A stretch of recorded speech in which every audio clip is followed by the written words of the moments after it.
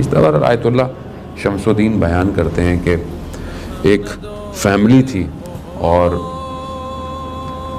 मजालिस और अज़ादारी कराती थी, लेकिन फाइनेंशली गरीब हो गई, मुश्किलात का शिकार हो गई, पैसे नहीं थे अज़ादारी के।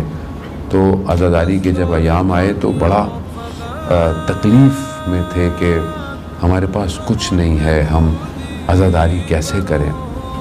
तो बाप को ख़याल आया, एक बेटा था उनका, बाप को ख़याल आया और बाप ने अपनी ज़ौजा से यानी उस बच्चे की माँ से कहा कि हमारे पास ये एक ही बेटा है, क्या करें, इसको बेच दें जाके ग़ुलाम बना के, और जो इससे पैसा मिले उससे अज़ादारी कर लें। अभी ये गुफ्तगू कर रहे थे, देखा बेटा अंदर आया, बेटे की तरफ देखा, खामोश हो गए। कहा क्या हुआ? बेटे को उन्होंने सुनाया माजरा। बेटा भी तैयार हो गया, कहा ठीक है, मुझे जाएं और बाज़ार में भेज दें।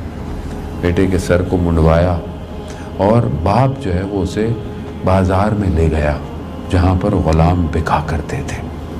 वहाँ खड़ा रहा, सारा दिन गुजर गया मगर कोई ख़रीदार नहीं आया। एक बड़ी अजीब सी हसरत से आखिरी वक्त था, पलटने लगा तो देखा एक घोड़े सवार आया। कहा कि ग़ुलाम है? कहा हाँ। कहा बेचोगे? कहाँ बेचो? कहा कितने का? कहा कुछ भी कीमत लगा दे। कहा बहरहाल उसको एक अच्छी खासी कीमत दी और उस ग़ुलाम को, उस बेटे को अपने साथ घोड़े पे बिठाया और निकले। जैसे ही शहर के दरवाजे से बाहर निकले तो वो जवान मुड़ कर देखने लगा। तो घोड़े सवार ने कहा कि क्या हुआ, क्यों उदास नज़र आते हो? कहा कि जो मेरा पहला आका था ना वो बड़ा अच्छा था, बड़ा मेहरबान था। तो घोड़े सवार ने कहा कि क्योंकि वो तुम्हारा बाप था ना इसलिए। तो कहा कि जाओ, तुम आज़ाद हो और जाओ और अपने बाप के पास चले जाओ। कहा नहीं, मैं नहीं जाऊंगा, फिर कि मेरा बाप ये ना समझे कि मैं अपने इस मालिक से भाग के आया हूँ। कहा नहीं, अपने बाप से कहो कि मुझे हुसैन ने आज़ाद किया है। अल्लाह अकबर। जिसे हुसैन आज़ाद कर दे अज़ादारा ने। लोग किस तरह मोहब्बत करते थे इमाम हुसैन से, क्या मोहब्बत करते थे।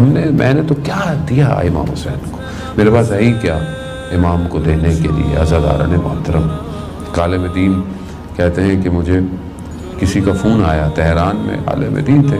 कहा एक छोटे से इलाके में एक ख़ातून ने मुझे फ़ोन किया कि हमारे घर में एक छोटी सी मजलिस है, लेकिन मजलिस की मुनासिबत जो है ना इमाम हुसैन की छोटी बेटी की है, तो हमारे यहाँ इतने तो लोग नहीं होंगे, लेकिन थोड़ी सी नज़र व न्याज होगी तो आप आए। कहा मैंने हामी भर ली।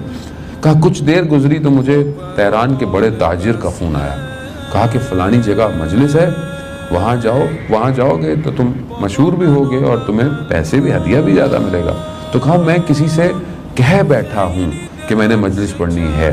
कहा नहीं, उसको छोड़ो, ये बहुत ज़बरदस्त जगह है। कहा मैं मजबूर हो गया, मैंने खातून को फ़ोन किया कि मैं माजरत चाहता हूँ, मैं नहीं आऊँ। कहा मैं सो गया रात को। कहा मैंने रात को ख्वाब में देखा कि उस मजलिस के कूचे में इमाम हुसैन अपनी बेटी का हाथ पकड़ के खड़े हुए हैं। कहा मैं एकदम बेदार हुआ, मैं समझ गया कि यही मजलिस असल मजलिस है। मैंने माजरत की ताजिर से और मैं कहा कि मैं ज़रूर आऊँगा। कहा मैं दूसरे दिन गया और जब मैंने मजलिस पढ़ना शुरू की तो थोड़े से लोग थे, कुछ बच्चे थे। तो मैंने कहा कि आपको क्या पता कि आपके इस मजलिस में इमाम हुसैन ख़ुद तशरीफ़ फरमा है अपनी उस बच्ची को ले जाकर। अज़ादारा ने मोहतरम इस बच्ची के आपने सलाम में मसाइब पढ़े ना, ये बच्ची का बहरहाल गम बहुत ज़्यादा है, क्योंकि रोज़े आशूरा इस बच्ची ने बहुत सारे मुशाहिदे किए। ये बच्ची देखती रही सुबह से कि जो गया है वो वापस नहीं